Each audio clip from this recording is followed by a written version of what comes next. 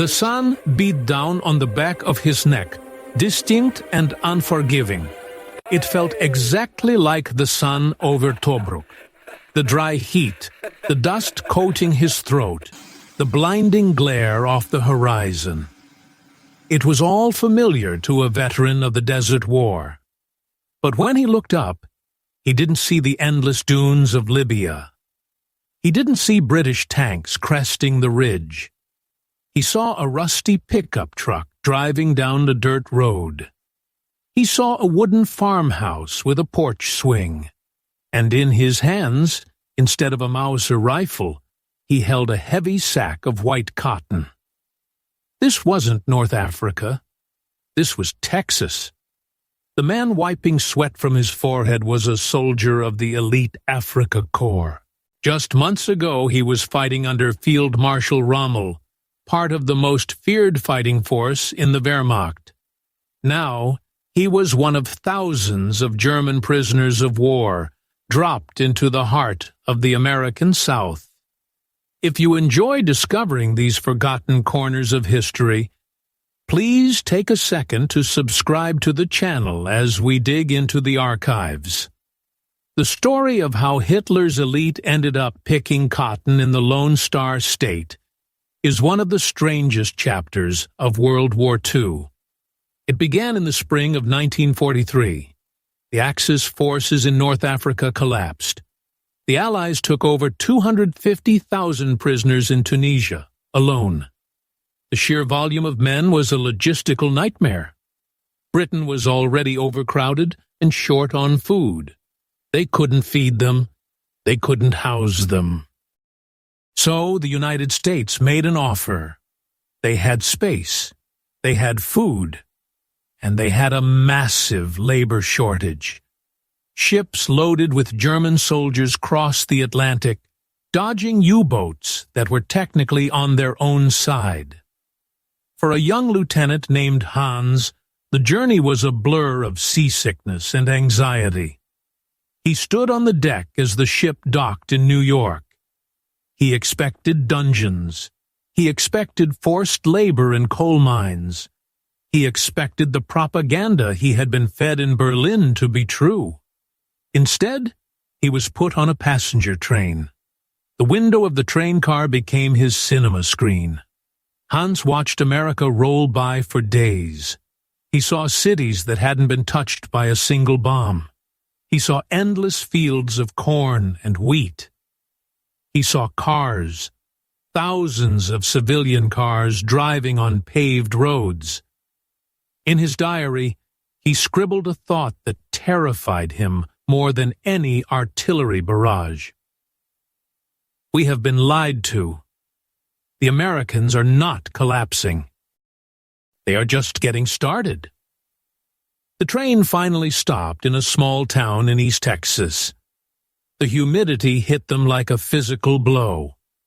The guards shouted orders, but there was no malice in their voices, just boredom. The prisoners were marched through the town. The locals came out to watch. They didn't throw stones. They stood on their porches, silent, staring at the monsters the newspapers had warned them about. Hans looked at the crowd. He saw a young boy holding a baseball bat, looking curious. "Keep moving, Fritz," a guard muttered. "I am moving," Hans replied in broken English. They arrived at Camp Hearn. To the Americans, it was just a standard POW facility. To the Germans, it was the Fritz Ritz.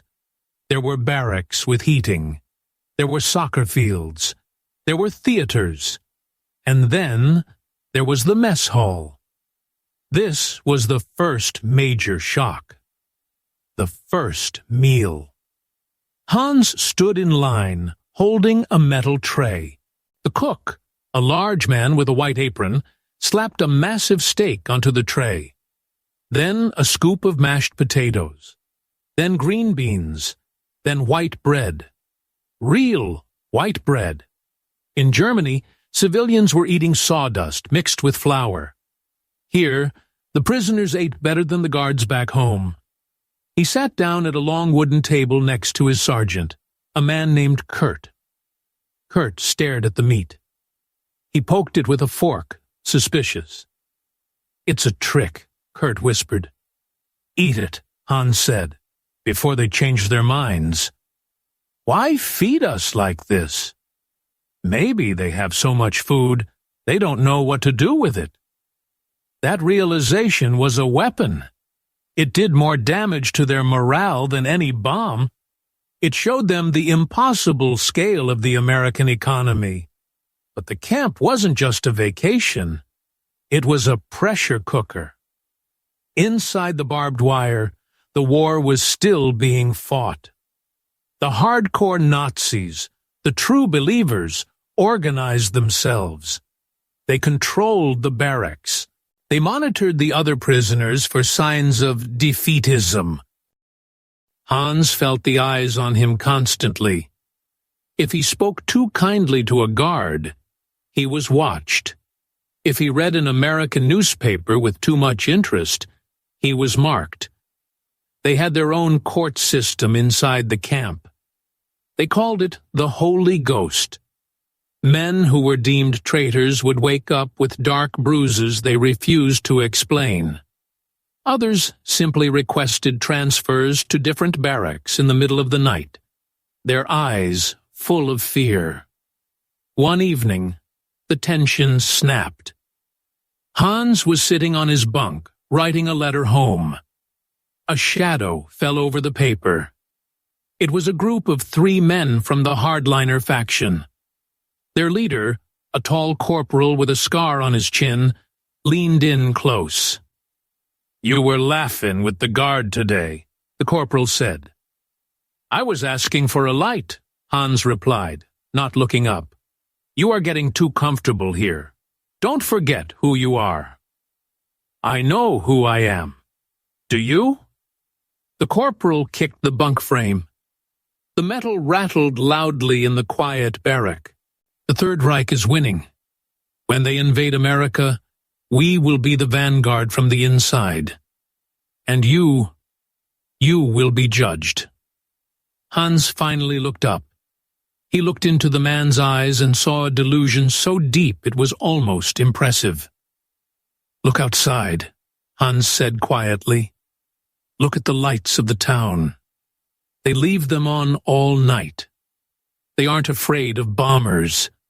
There is no blackout. The war is 1,000,000 miles away." The corporal spat on the floor and walked away. But the threat remained. To escape the politics of the camp, Hans volunteered for labor detail. The Geneva Convention said officers didn't have to work, but boredom was a killer. He wanted to be outside. He wanted to feel the earth. They were trucked out to a local farm. The cotton harvest was in danger of rotting in the fields because all the young American men were overseas fighting Hans's brothers. The irony wasn't lost on anyone. The farmer was an old man named Mr. Henderson. He chewed tobacco and looked at the Germans with a mixture of suspicion and practicality. He needed hands. He didn't care what language they spoke. The work was brutal. The Texas sun was merciless. The cotton bolls were sharp, cutting their fingers until they bled. Hans dragged a long sack behind him, his back screaming in protest. It was repetitive, mindless work, but there was a rhythm to it.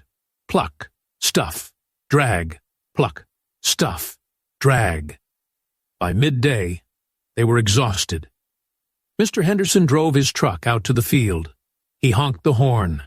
The guards waved the prisoners over. Hans expected water, maybe a dry biscuit. Henderson dropped the tailgate of the truck. There were crates of Coca-Cola on ice, cold bottles, sweating in the heat. He handed one to Hans. The glass was freezing against his blistered palm. "Drink up," Henderson grunted. "Can't have you dying on me." Hans popped the cap. The fizz hit his nose. The sugar and caffeine rushed through his system. He looked at the old farmer. "Thank you," Hans said.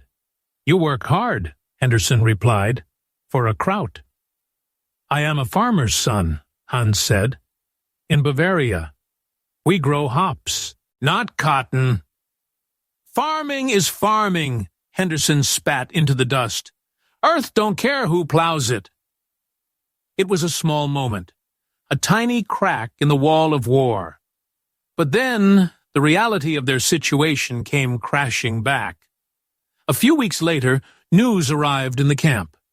It came through the secret radios the prisoners had built from spare parts. D-Day. The Allies had landed in France. The camp erupted into chaos. The hardliners claimed it was a trap, a disaster for the Allies. They celebrated a victory that hadn't happened. The realists, like Hans, knew what it meant. The end was beginning. The internal war in the camp intensified. The Holy Ghost Tribunal decided to make an example. They targeted a prisoner who had been openly translating American news broadcasts for the others. Hans woke up to a sudden, heavy noise. He sat up. The barracks were dark. In the corner, the translator was backed against the wall. 3 shadows surrounded him, cutting off any escape. The corporal held a heavy wrapped object in his hand. He wasn't swinging it yet. He was tapping it against his palm. The threat was silent and terrifying. They were seconds away from making an example of him. Hans didn't think. He didn't calculate the odds. He just moved. He jumped from his bunk and shoved his way between them. He stood between the hardliners and the terrified translator, his chest heaving. "Enough!" Hans roared. His voice cracked with the authority of an officer who had led men through the desert fire. "This is not a battlefield. This is a prison.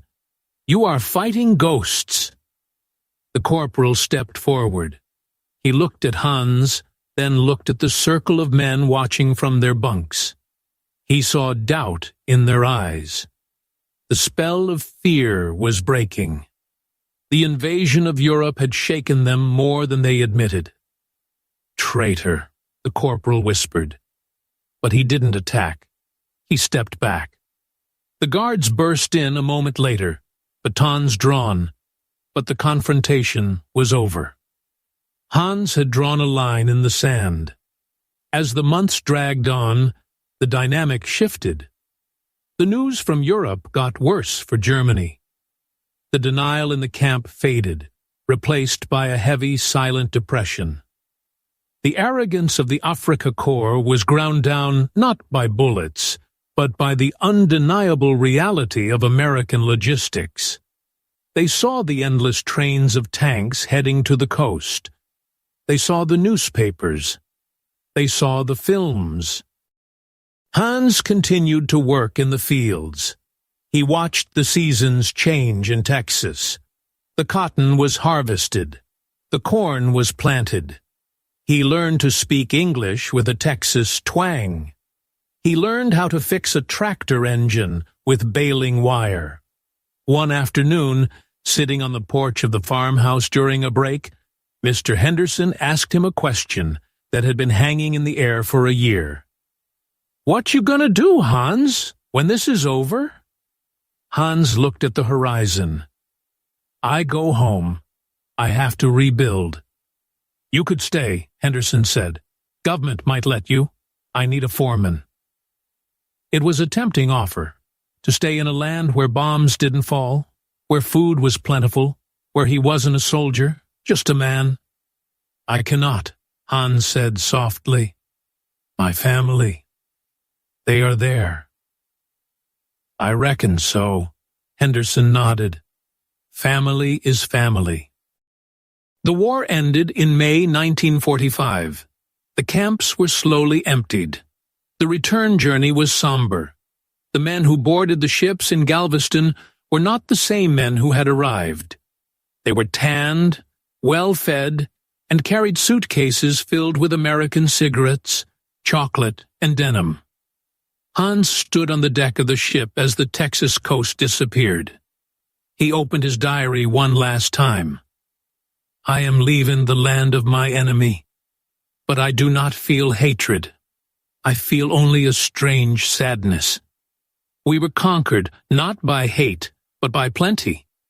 According to official U.S. Army records, over 370,000 German prisoners were held in the United States. Texas hosted twice as many POWs as any other state, with roughly 50,000 men scattered across 70 camps. Camp Hearn, where the Fritz Ritz legend was born, became a model for how the Geneva Convention could work. But the most staggering fact is the aftermath. Thousands of these prisoners, after returning to a shattered Germany, applied to immigrate back to the United States. They didn't want to come as conquerors anymore. They wanted to come as citizens. They remembered the cotton fields, the heat, and the strange kindness of the people who were supposed to be their enemies. If you want more forgotten stories of real people who lived through World War II, subscribe. This channel exists to bring their voices back. War creates heroes, but it also creates shadows. And sometimes, in the most unlikely places, it creates bridges. This was one of them.